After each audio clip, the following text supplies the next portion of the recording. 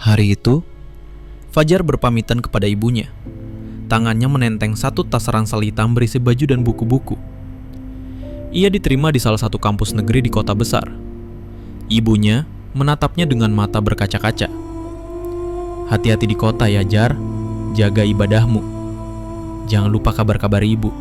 Fajar hanya mengangguk, menahan haru yang mendesak di dadanya. Ia tak ingin menangis, karena ia tahu ini jalan untuk masa depannya. Sesampainya di kota, Fajar menumpang di rumah saudara untuk beberapa hari. Ia menghabiskan waktu berkeliling kampus, mencari kos yang murah, bersih, dan aman. Namun, hampir semua kos di sekitar kampus penuh, harganya pun tidak murah untuk ukuran kantongnya. Sampai akhirnya di ujung gang sempit, ia menemukan sebuah kos tua. Bangunannya 2 lantai, cat temboknya mulai pudar dengan pagar besi berkarat.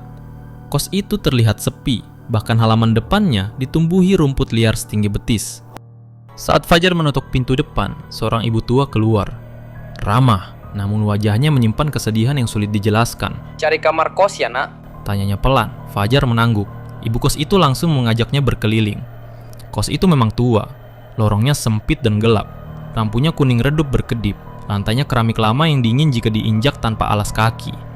Ada beberapa kamar kosong, dan harganya jauh lebih murah dibanding kos lain di sekitar kampus. Tanpa pikir panjang, Fajar mengambil salah satu kamar di lantai bawah, dekat toilet. Baginya, yang penting ada tempat untuk tidur dan belajar. Soal nyaman, ia pikir bisa menyesuaikan. Saat menandatangani administrasi, Fajar sempat melihat 2 penghuni kos lainnya duduk di teras samping. Keduanya senior kampus, tampak sedang ngobrol serius. Saat Fajar lewat, salah satunya berbisik pelan. "Dia kos di sini juga ya?" "Iya, kamar dekat toilet. Kayaknya dia nggak tahu ya," jawab temennya. Fajar berhenti. "Maaf, ada apa ya bang?" tanyanya penasaran. Mereka hanya menatapnya lama, sebelum salah satunya berkata, "Gak apa-apa dek, yang penting kalau malam, jangan keluar kamar ya." Fajar hanya tertawa kecil. Ia mengira mereka hanya ingin menakutinya. Ia tidak tahu, kata-kata itu akan menjadi awal dari malam-malam panjang penuh teror. Malam pertamanya di kos itu, Fajar merasa kesepian. Suara kendaraan terdengar jauh di luar gang.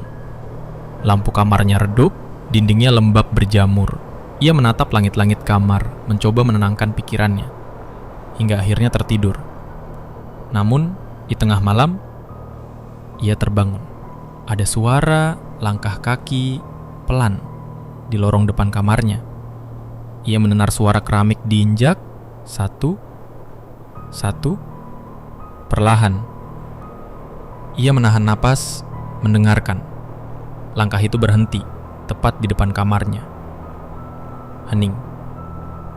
Hanya suara kipas angin tua yang berdecit pelan. Paginya, Fajar bertemu dengan Arif, penghuni kamar sebelah. Arif berwajah ramah, berkacamata, dan sepertinya sudah lama tinggal di situ. "Gimana tidurmu semalam?"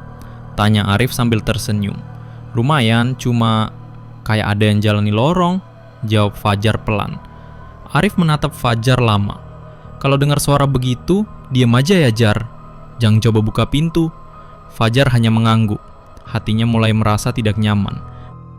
Malam kedua. Sekitar pukul 2 dini hari, Fajar terbangun lagi. Namun kali ini bukan suara langkah kaki, melainkan suara lain. Suara tangisan pelan. Perempuan. Terdengar dari arah kamar sebelah. Fajar duduk diam menahan napas. Ia menempelkan telinganya ke dinding. Tangisan itu jelas terdengar. Sedih, menyayat hati. Padahal kamar sebelah adalah kamar Arif, dan ia yakin Arif tinggal sendirian. Keesokan paginya, Fajar memberanikan diri bertanya, "Rif, semalam ada cewek nangis di kamarmu ya?" Arif menatap Fajar lama, matanya terlihat berat seperti kurang tidur. "Jar, semalam aku nginap di kos temen, kamarku kosong." Fajar menahan nafas. Jika Arif tidak di kamar, lalu siapa yang menangis semalam? Siangnya saat Fajar membayar uang listrik, ia bertanya pada ibu kos, "Bu, kamar Arif ada siapa ya semalam?" Ibu kos menatap Fajar, matanya berkaca-kaca. Dulu, kamar itu pernah ditempati mahasiswi yang bunuh diri, nak. Fajar terdiam, tubuhnya gemetar pelan. Rasanya, udara di sekelilingnya mendadak menurun menjadi dingin menusuk. Malam berikutnya, suara itu datang lagi. Namun kali ini, tak hanya tangisan. Fajar mendengar suara ketukan di dinding. Tok, tok, tok, pelan, berirama. Seperti ada seseorang di kamar sebelah yang ingin memanggilnya. Fajar menutup telinga dengan bantal, menahan air mata yang menetes karena takut. Pada malam kelima, Fajar hampir tak tidur sama sekali. Tubuhnya lelah, matanya perih, namun rasa takut menahannya untuk terlelap. Sekitar pukul 1 dini hari, ia mendengar suara napas, tepat di telinganya. Napas berat, dingin, seakan ada seseorang yang sedang berbaring di sebelahnya. Pelan, terdengar suara berbisik. "Temani aku, jangan tinggalkan aku sendirian di sini." Fajar menjerit keras bangun dan menyalakan lampu. Kamar itu kosong. Tak ada siapa-siapa. Hanya dirinya dan bayangan gelap di pojokan kamar. Pagi harinya, Fajar memutuskan pindah. Ia tak ingin tinggal di situ barang satu malam lagi.